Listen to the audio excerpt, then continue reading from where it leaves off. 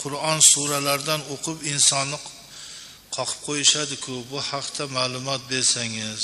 Bir xillar bormi deydi, bir xillar bor deydi. Bu Qur'ondan duo o'qishlar kecha domlalar chiqazgan narsa emas. Bular sarvari olamni o'zlaridan, payg'ambarimizdan, sahobalardan kelayotgan ish. Sarvari olamni aqllariga, tillariga ega bo'lishmadi-yu, sal oyoq qo'llariga amaliyot qilishdi yahudiylar. Bir tugunga o'qishib quduqqa tashlatdi. Sarvari olamni erkaklik xususiyatlariga, oyoq qo'llariga buni ta'siri bo'ldi. Shunda Jabrail alayhissalom kelib, "Qul a'uzu birabbil falaq" bilan "Qul a'uzu birabbin nosni o'qib o'zingizga dam uring" deganlardan keyin yaxshi bo'lib ketdilar. Qo'lim uzilib tushdi ya Rasululloh dedi jihodda bittasi. Payg'ambarimiz o'qib qo'ying, sura Fatihani alhamdini ichlarida o'qib tushdilar, qo'l joyiga tushdi. Boyagi o'qigan oyatmi, duo nima edi deganda sura Fotiha dedilar. O'zimizni Fotiha deganda qo'li yana tushib ketib qoldi. Ixlos ham kerak. Hazrati Umar kimni o'qisalar sog'ayardi. Lekin Hazrati Umardan keyin ko'pi o'sha Fotiha surasini o'qidi-yu, sog'aytirilmaganda u uchun Hazrati Umar o'zi kerak. O'zi o'qish kerak deyilgan. O'qiydigan odam ham pokiza bo'lish kerak. Har tomonlama xalqumi toza bo'lish kerak. Bir xili odam o'qiyman deydi, namoz o'qimaydi. Bir xili odam o'qiyman deydi, hamma ishni qilib ham, ichib yuboradi ham, odam o'qiydi. U jinni qilib qo'yadi o'qiyman deb. Birinchi o'zi jinni bo'ladi. Keyin boshqani ham deb pokiza, ulug' zotlarga o'qitish kerak. Taqvo, namozxon, ularni nomiga bitta shutib qo'ygani butun vujudingizga shifo bo'ladi. Endi uni haqqi to'g'risida kelsak, bir o'sha hijrat paytida bir ayolli bolasi kasal bo'lib qoladi. Shunda aytadi sahobalar, bolamni bir o'qib qo'ysanglar. Shunda o'qishadi, u bir qo'y beradi. Qo'yni so'yib yeb bo'lishgandan keyin sahobalar hayron bo'lishadiki, buni masalasi nima bo'ldi? So'ramay yevardik-ku. O'qigani pulini yevardik-ku, go'shini yeb qo'ydik-ku. Kelgandan keyin Madinaga sarvali olamdan shuni so'rashganda, "Men ham yerda edim olib kelganinglarda" degan ekanlar. Shuning uchun azizlar, endi ko'p odam ba'zi narsalarga uncha ishonmaydi. Boyaginda islomni ko'p tarmoqlarini, barglarini yulib olib quruq nima qilib qo'yadi, u mumkin emas. Lekin rom, pol bu narsalar yo'q, dinimizda yo'q. Mana shu oyatdan, oyati shifodan dam urib qo'yish boru, lekin buni yo bir kasb qilish, buni yo'q devorishlik ham yaxshi emas. Insonga bu Qur'on bir olamga rahmat uchun. Va nunazzilu minal Qur'oni ma huwa shifoun va rahmatun lil mu'minin. Qur'onda qanday oyat nozil bo'lgan bo'lsa, insonga rahmat va qalblariga shifodir.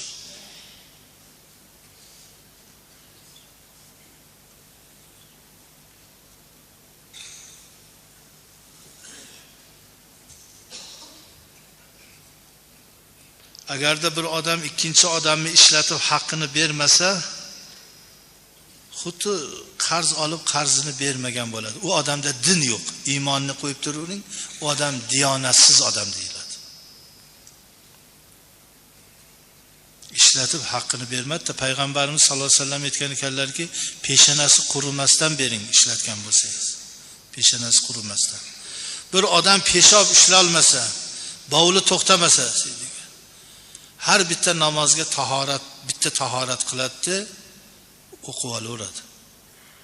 To'xtamay turibdi, o'sha yerga bir latani qo'yadi, o'qib bitta namozga shu. Qon to'xtamasa ham shu, bovul to'xtamasa ham shu. Namozga uzr bo'lmaydi.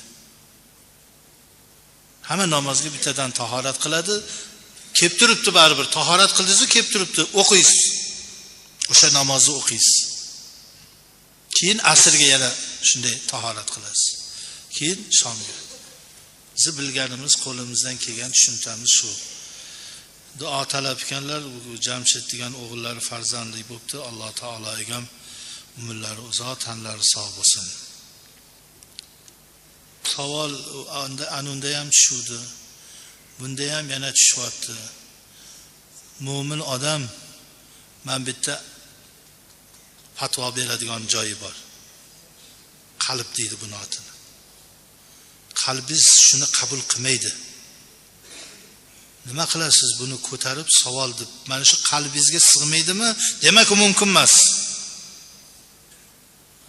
Qalbingiz shuni qabul qilayotgan bo'lsa, unda boshqa gap.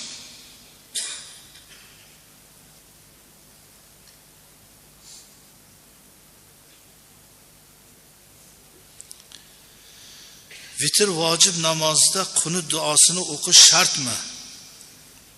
Vojib. Farz she'riga vojib qunut duosini o'qish.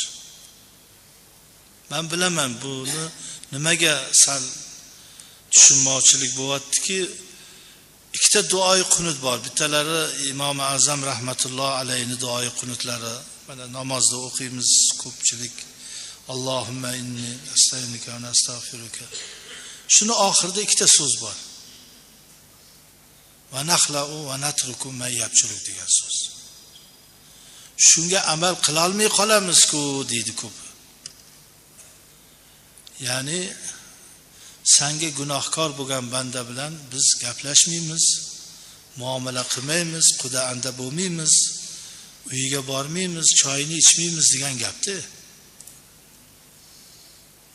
Buni aytib qo'yib, buyog'i mundoq bo'ladi-ku degan xavf bor.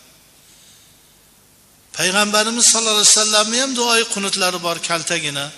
Unda unday va'da yo'q. Allohumma hdini fi man hadayta va afini fi man afayta deb boshlanadi. Bu ham bor kitobda bu qunut. Xohlang ana, xohlang mana.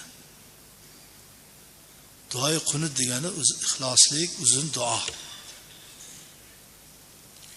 Jab bilmagani Rabbana atina fid dunya hasanatan va fil oxirati hasanatan va qina azobannar deb duoda endi duo o'qib qo'yadi. Lekin o'sha xatar joyi va'dani berib Allohga bajara olmay qolsak nima bo'lar ekan degan fikrda ko'p odam shunga nima bo'lib qolyapti.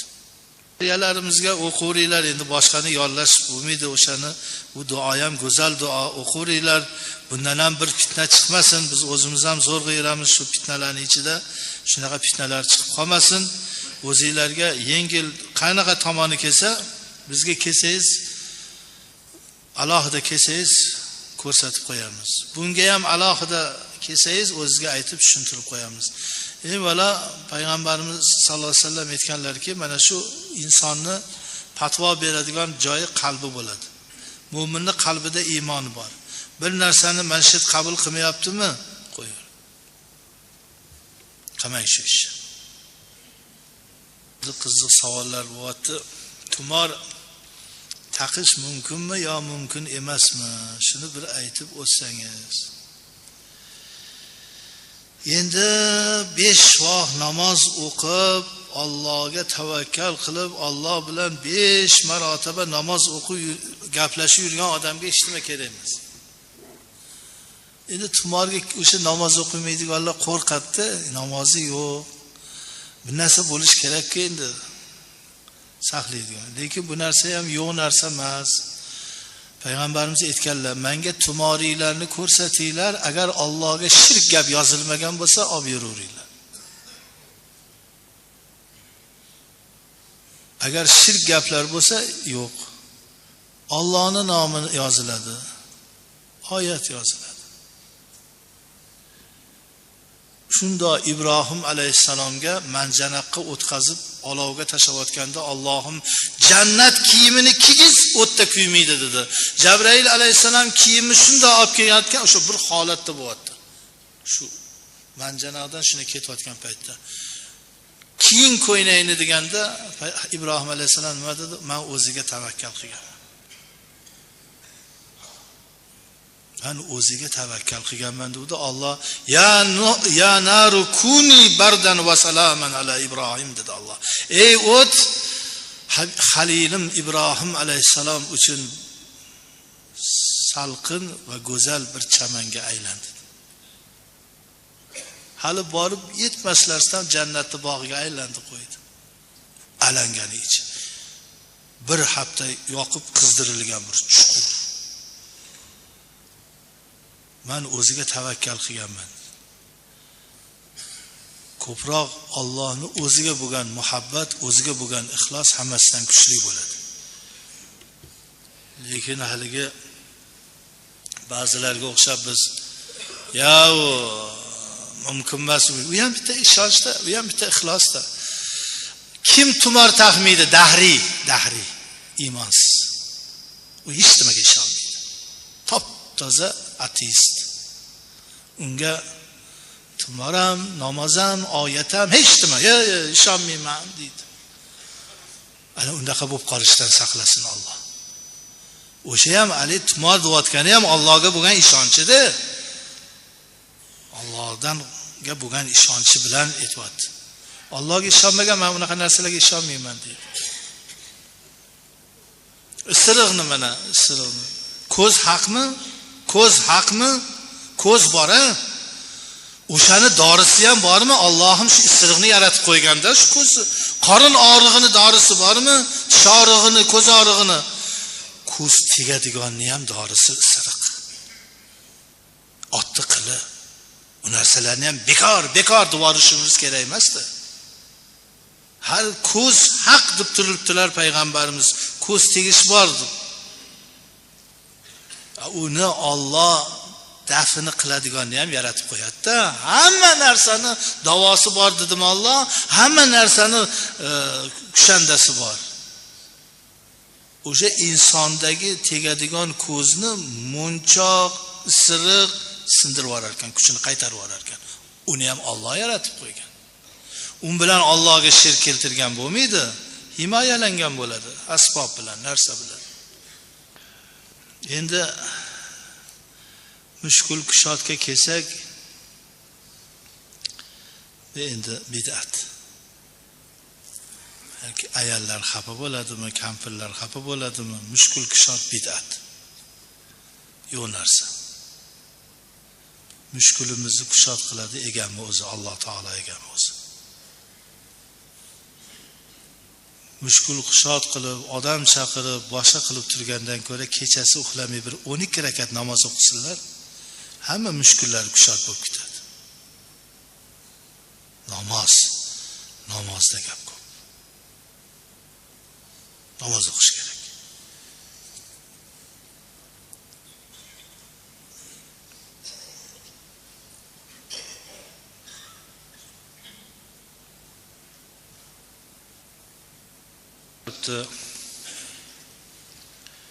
Ko'p odam bundan katta zarar ko'ryapti. Ko'pgina odamlar buni zarari aroqdan ham yomon deyapti. Shunga nima deysiz? Endi meni o'zimni ham boshim qotib qolgan. Birdan harom devorishga Allohdan qo'rqaman, halol devorishga ham Allohdan qo'rqaman. Rosti? Chunki shu katta Al-Azhar universitetlarini din olimlari og'zida sigaret bilan tafsir qilib talabalarga dars berar ekanda. Endi bizdan 100 ming marta ilmlari kuchli bo'lsa kerak ular. Endi bu sigaretni aroqqa to'g'ri olib kelib qo'ysak bo'lmaydi. Bu aqlini peshlasa u jinni qiladi. Bir odam sigaret chakib birovni urib o'ldirib qo'yibdi deganni eshitmadik-da endi. Sigaret chakib oilasi buzilib ketibdi deganni ham nima qilmadik-ku. Shu yo'tal tiradi, o'pkasiga kasal qiladi. Ko'p otaxonlar bekor shu narsaga o'rgangan ekan. Bizning iltimosimiz shuki, qilmang. qilmang, shuni ortiqcha tashvishlarni boshingizga keltirmang. O'rganib qolganlarga uzr so'raymiz, xafa bo'lishmasin.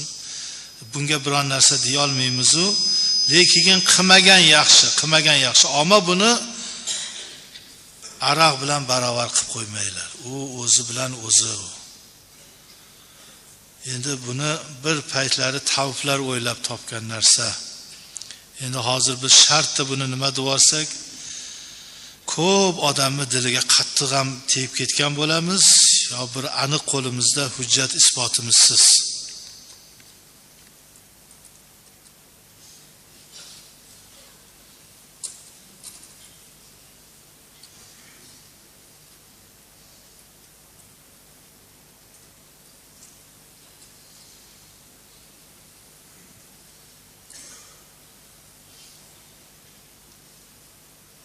Endi hech kimni ruxsatsiz nikohimga olsam bo'ladimi degan so'zni aytamiz, yuqoridagi so'zlarni aytmaymiz. Chunki inson bu qalbidagi sirlarni hammaga aytish kerak yo'q. Nikohni ikkita farzi bor. Biri guvoh, ikkinchisi mehr. Agar guvoh bo'lmaganda ko'p odam nikoh qilib yuborardi o'ziga o'zi. Guvoh bo'lish kerak, guvoh. O'shaning uchun ham guvoh deb qo'yilibdi. Guvoh bildimi, dunyo bildi devering. Eng yaqin do'stingiz bo'lsa ham, uning do'sti bor. Uni ham do'sti bor. O'shaning uchun guvoh bo'lish kerak. Guvoh bo'lmasa, ba'zi bir toifa chiqsa azlar. Xafa bo'lsa ham aytaman, bir toifa chiqdi. Daraxtni guvoh qilib, pichoqni guvoh qilib, hayvonni guvoh qilib ham Allohni o'zi ko'rib turibdi deb ham yo'l chiqazishdi. Birovni xotinini ering namoz o'qimaskan sani unda nikohing yo'q deb birovni xotini ham olishdi. Bu yomon narsa, bu dahshat narsa. Namoz o'qimasa Alloh gunohkor, lekin xotini taloq bo'lmaydi. Unda hammani bolasini haromi qilib yuboradi. Bu noto'g'ri fatvolar, noto'g'ri ishlar. Bu dinga dushman odami gapi bu. Guvoh bo'lmasa bo'lmaydi. Agar qiz bola bo'lsa, ota-onasini ruxsati bo'lmasa bo'lmaydi. Qiz bolaga ota-onaning ruxsati kerak.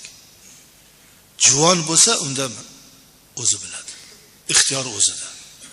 Lekin qizga, bokiraga ota-onasi rozi bo'lish kerak. Ota-onasi rozi bo'lmasa, o'zim roziman desa bo'lmaydi. Mumkin emas. Lekin ota-onasi bo'lmasa, ko'chada qolgan bo'lsa, qiynalgan bo'lsa, siz shuni huddasidan chiqadigan bo'lsangiz, uni so'raydigan, unga egalik qiladiganlar bo'lmasa, o'zingiz tomonidan bitta guvoh bo'lib turib, albatta yana aytaman, guvoh bo'lib turib nikoh qilinadi. Ilohi amin. Allohim hammamizni tan jonimizni sog' qilgin. Yurtimizni tinch qilgin. Ofat balolardan saqlagin. Allohim mana bu Navro'za ayyomimiz qutlug' bo'lsin. Bir paytlari shu Navro'zga ham hujum qilishgan diniy marosimdi. Bu bir milliy marosimimiz. Yosh yil o'tishini hisobi. Bu yilimiz fayzli bo'lsin, barakotli bo'lsin. Bemorlarni Allohim dardiga shifo bergin. Qarzdor hojatmanlarni hojatini o'zing ravon qilgin, qarzlardan qutulib ketishsin. Kasb-korlarga barakot bergin. Allohim hammani yaxshi niyatlarga yetkazgin. Alloh subhanahu va taolo mana bizdan ko'p odam duo talab etgan, o'shalarni hammasini maqsadlariga yetkazsin. Savol tushibdiki, namoz o'qiydigan qizlar ko'chaga ro'molsiz chiqib bo'ladimi?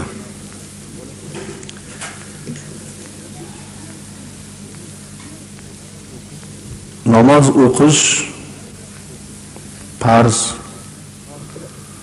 Ro'mol o'rash ham farz. Ro'mol o'ramasa ham katta gunohkor bo'ladi. Namoz o'qimasa ham katta gunohkor bo'ladi.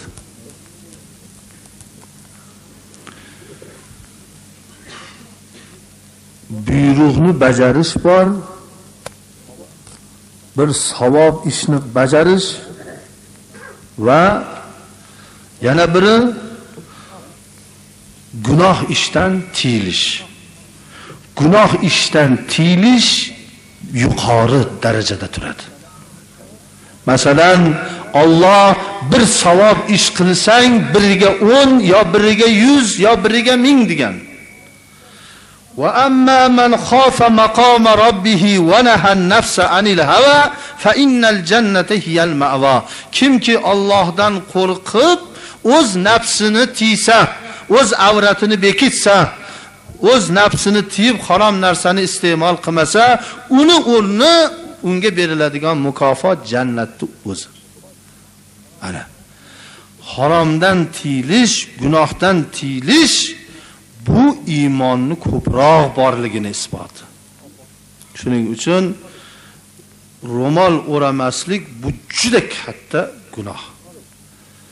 Ro'mol o'rash kerak. Namoz o'qisa-yu ro'mol o'ramasa, o'qigan namoziga o'zi ishonmay, xo'ja ko'rsinga o'qib yurgan namoz bo'ladi. Namoz o'qib, erkak kishini aro ichgani bilan, ayol kishini namoz o'qib, ro'molsiz ko'chaga chiqqani shun bilan bab-baravar o'xshatmasi to'g'ri keladi.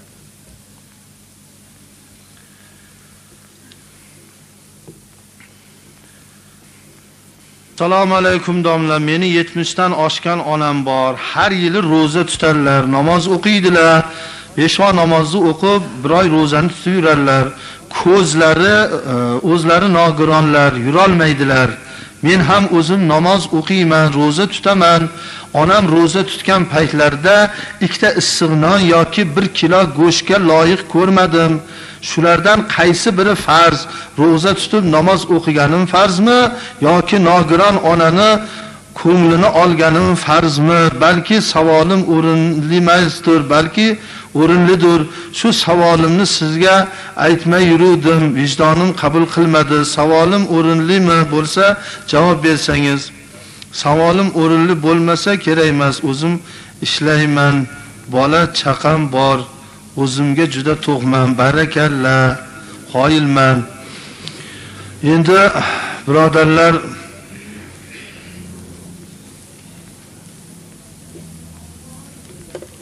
ota-onangga yaxshilik qilu, Allohnikini qilmasang ham bo'laveradi degan gap yo'q. Allohning buyrug'ini bajarib, ota-onangga ham qarama degani yo'q. Ha, namoz o'qisang, o'zingga to'q bo'lsang, inson endi mayli, beayb Parvardigor, biz ham qattiq nima qilmaymiz. Ilohi shuni ham vijdoni bo'lib, hayotda bundan battarlari bor. Bu mayli vijdoni qiynab 1 kilo, ikkita issiq nonga 1 kilo go'shtga olmadim debdi. Rahmat shunga ham. Urib so'kmaganiga rahmat deymiz. Ba'zi iymoni yo'qlar urib so'kadi ham. Diliga azor beradi. Bu yerda savol bo'ptiki, namoz o'qiymi yo ota-onamni rozi qilavering, hammasini qilavering. Bunga ham vaqt topsangiz bo'ladi, birodar. Allohdan astoydil so'rasangiz, hammasiga vaqt beradi. Pulingizni yana ham ko'paytiradi. Qizg'anmang. Topolmaysiz vaqti kelganda. Bola chaqani topasiz. Oldingizda ham turadi. Onadaqa qadrdonni qaydan topasiz? Nogiron ekan. Ikkita issiq non 1 kilo go'sht beganaga ham olib borib beriladi-yu. Ona ekan-u, ona izor ekan-u. Uyingizni to'g'risiga olib kelib o'tirg'izib qo'ymaysizmi? Oldin onangizni og'ziga tiqib, keyin bolangizni og'ziga tiqmaysizmi? Duolarini olmaysizmi? Ikki dunyoyingiz nobud bo'ladi-ku bunaqada. Ona, ota topib bo'ladimi? Kim o'rnini egallaydi? Bu nima degan gap? Ikkita issiq non bilan roza tutgan onani holidan xabar olmasa. Odammi bu? Shu ham ishmi? Qaysini birini qilaymiz? Nima namoz o'qish? Ketmon chopishmi? 10 minut namoz o'qiladi ixlos bilan. Unga nima xalaqiti bor? Uni nima unga xalaqti bor, nima daxli bor? Shunchalik qiyinmi? Namozni o'qib, roza tutib, oyijon mana uni yeb oling deyish shunchalik qiyinmi? Olam duoni olinadi-ku. Ikki dunyosi obod bo'ladi-ku. Endi namoz o'qimasa ekan, hali iymonsiz bo'lsa, undan xafa bo'lmaymiz. U Allohni tanimayotibdi, onani biladimi? Lekin Allohni tanib namoz o'qigandan keyin bu odamda qandaydir bir ichki tuyg'u bo'lish kerak. Onamga qilayman, onamga. Ana shu narsalar inshaalloh Robbil olamin bir duo qilaylik, shu yigitni qutbi dili ochilib, ibodatlari qabul bo'lib, ota-onasi hayot bo'lsa, onasini rozi qilib duolarini olishga nasib etsin. Oftobda issigan suvni makruh deb eshitamiz. Dushda tahorat, g'usl mumkinmi? Payg'ambarimiz Muhammad Mustafa sallallohu alayhi vasallamdan ikkita hadis bor. Oftobda isitilgan suvda cho'milmang, teri kasalligiga giriftor bo'lasiz degan hadislari bor.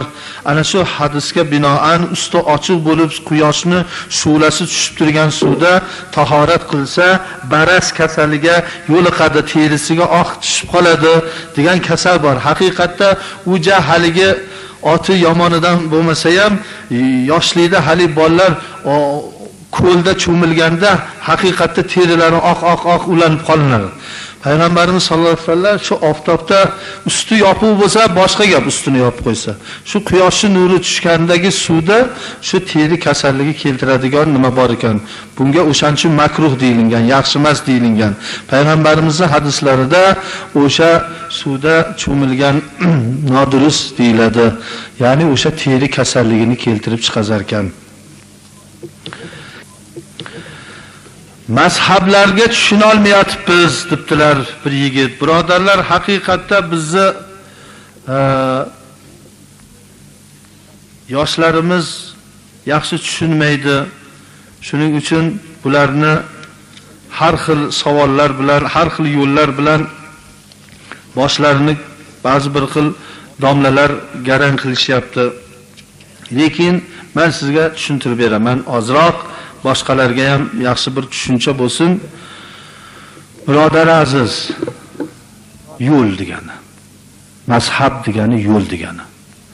Zahaba yazhabu, zahaba bordi, yazhabu boradi. Mazhab yo'l, o'sha borish yo'li. Oldinja sizlardaqa hozir donolar, bilimlilar ko'payib qolgan, oldin xalqimiz juda sodda bo'lgan ko'p xalq. O'shaning uchun ularga bir yo'lni mahkam ko'rsatib, mana shundoq ketaver deb ota-onasi ko'rsatgan yo'l bilan ketishavergan. Hadis o'qish uchun Imom Buxoriyning hadislarini, Imom Tirmiziyning hadislarini o'qish uchun bitta mazhab egasidaqa olim bo'lish kerak ekanda, ilm bo'lish kerak ekan. Endi u hammada bo'lavermagan, hamma arabchani bilavermagan, hamma yaxshi xat o'qishni bilmagan. Shuning uchun ustozlar, imomlar, domlalar, ota-onalar ko'rsatgan namozni o'qib ketishavergan. Mana shu bizni O'rta Osiyoda 1000 yillar ortiq shu Imom Azam mazhabida namoz o'qishgan. Mana Makkada ham bundan 7 yil oldin 4 marta namoz o'qilar ekan. Makkada, Masjidil Haromda 4 marta namoz o'qiladi. Peshinni oldin Imom Azam mazhabidagilar o'qiydi. Undan keyin Imom Malik, Imom Shofiy, undan keyin Imom Ahmad. Bitta namozni 4 martalab o'qilar ekan. Hamma o'z nimasida. Shuning uchun maqomi Abu Hanifa, maqomi Imom Malik degan maqomlar bo'lgan. O'sha qaysi mazhab qaytdan kelgan bo'lsa, shu yo'lda turishgan o'sha joyda. Keyin buni bil ittifoq, hamma olimlar ittifoq bo'lishib, mana 7 yil bo'ldi shunga bitta mazhabda namoz o'qish joriy qilindi. Ya'ni ko'pchilik Imom Azam mazhabida bo'lganligi uchun hoji borgan hojilar hammasi masjidlarda Imom Azam rahmatullohi alayh namozdaqa namoz. O'sha o'tdi imomi o'zi Imom Ahmad mazhabida bo'lsa ham Imom Azam mazhabida 27 kun, ya'ni bir oy to hojilar kelib ketguncha Makkada o'sha Imom Azam mazhabida namoz o'qiladi. Mana shuni ki har kim to'g'ri mazhab to'g'ri xil o'qimasin deb. Yana olimlarimiz hozirda shunday mazhab bo'lib bo'linib ketilmasin deb shunga ham harakat qilishyaptiki, hamma bitta hadis ahli Qur'on yo'lida bo'lsin. Lekin bu hadislarni har xil bo'lib qolganligi sababidan ba'zilari zaif, ba'zilari sahih. Shuning uchun odamlar tushunolmay bir-biri bilan masala talashib yurmasindi. Mana shu ota-onasini ko'rsatgan yo'lidan, ustozi ko'rsatgan yo'lidan boraversin. Endi ba'zi bir xil masalalarga kelganda Imom Azam mazhabidagilar ham g'ash olishmasin. Chunki hozirgi yoshlarning qo'lida Imom Buxoriyning kitoblari bor, Tirmiziyning kitoblari bor. Masalan, qaysi masalalarda? Mana omin degan masala, ovozni chiqarishda, raful yadaynda ba'zi bir xil ibodatlarni shularni g'ash ko'rishmasinda, mayli endi bu ham bu payg'ambarimizning sunnatlariga bu yigit amal qildi, bunga men rad qilmayin deb husnizon qabul qilish kerak. Bir-birimizni hurmat qilib, ittifoq bo'lib ibodatlarimizni qilishimiz kerak. Endi mazhab tayyor oshni birov pishirib sizga tayyor qilib qo'ygan, shuni yeyvering. Ya men o'zim qilaman, pishirishga ustaroqman, bundan ham shirin qilaman desa, o'zini ixtiyori, ish qilib tuzini sho'r qilib qo'ymasin yo tuzini past qilib qo'ymasin. Bu yerda ilm o'ziga yetarli bo'lsa, marhamat, biz bir narsa deya olmaymiz. Sunnatki Muhammad Rasululloh sallallohu alayhi vasallam aytib